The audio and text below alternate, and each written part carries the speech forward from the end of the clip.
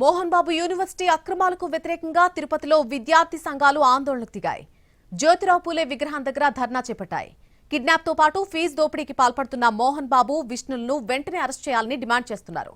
విద్యార్థుల నుంచి దోచుకున్న 26 కోట్ల రూపాయలు వెనక్కిప్పించాలని డిమాండ్ చేస్తున్నారు.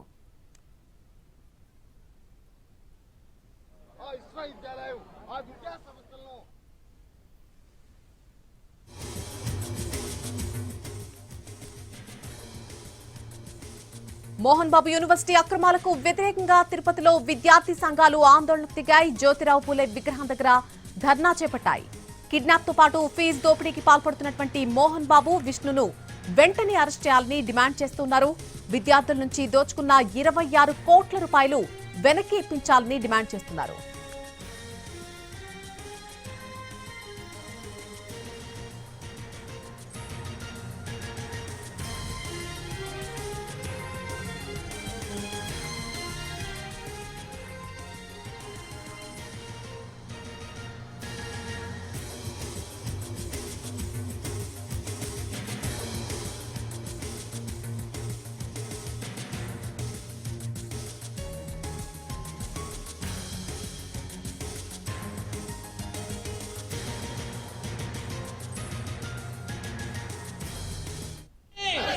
విద్యార్థులతో చర్చించి కిడ్నాప్ చేసే ద్రోహి మోహన్ బాబు వెంటనే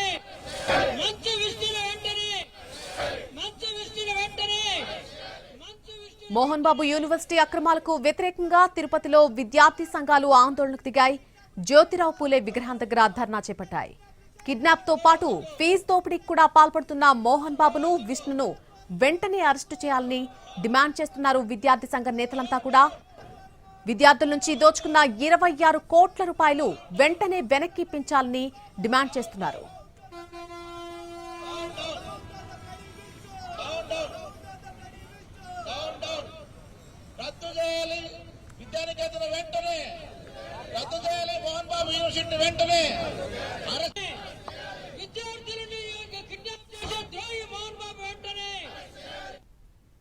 మోహన్ బాబు యూనివర్సిటీ వ్యవహారానికి సంబంధించి తిరుపతిలో విద్యార్థి సంఘాలు రోడ్డెక్కి ధర్నా నిర్వహిస్తున్నాయి.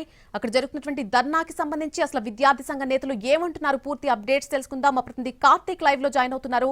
కార్తీక్, ప్రస్తుతం అక్కడ ఉన్నటువంటి విద్యార్థి సంఘ నేతలు ఏం చెప్తున్నారు, అక్కడ పరిస్థితి ఏంటి అసలు?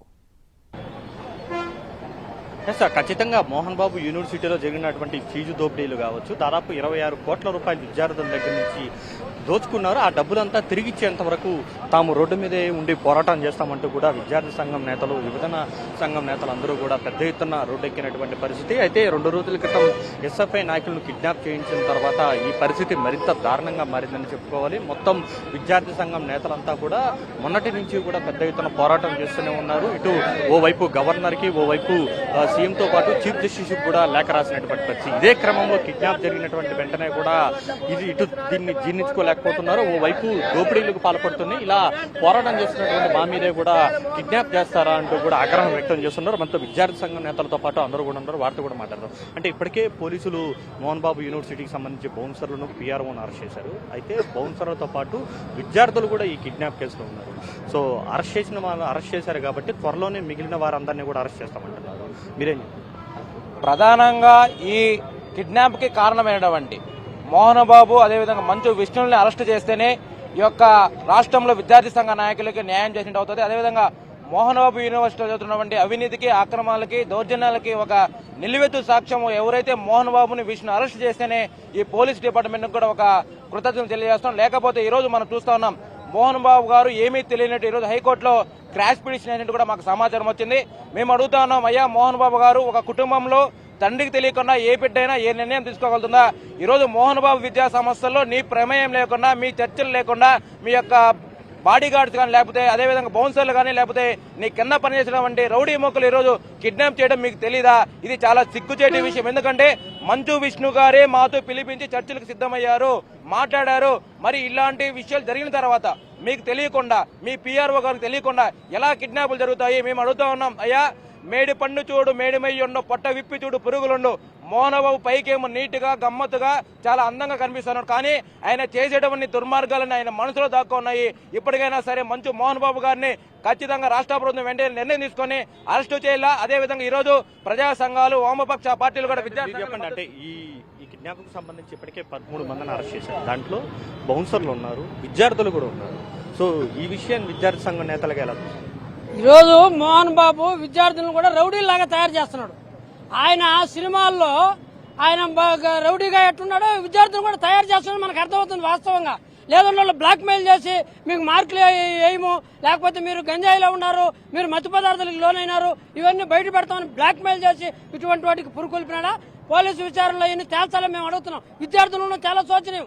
వాస్తవంగా విద్యార్థులను కూడా ఇటువంటి వాటికి క్రిమినల్ యాక్టివిటీకి ఉపయోగిస్తున్న నీచమైన వ్యక్తి ఎవరైనా ఉన్నారంటే మోహన్ బాబు, మంచు విషయం మనకు తెలుస్తా ఉంది. విద్యార్థుల్ని హీరోలుగా ఉపయోగపెడతారు, విద్యార్థుల్ని హీరోయిన్లుగా పెడతారు, అరాచక పనులను చేపిస్తారు, ఇటు బౌన్సర్లు పెడతారు, బయట రౌడీలను పెడతారు.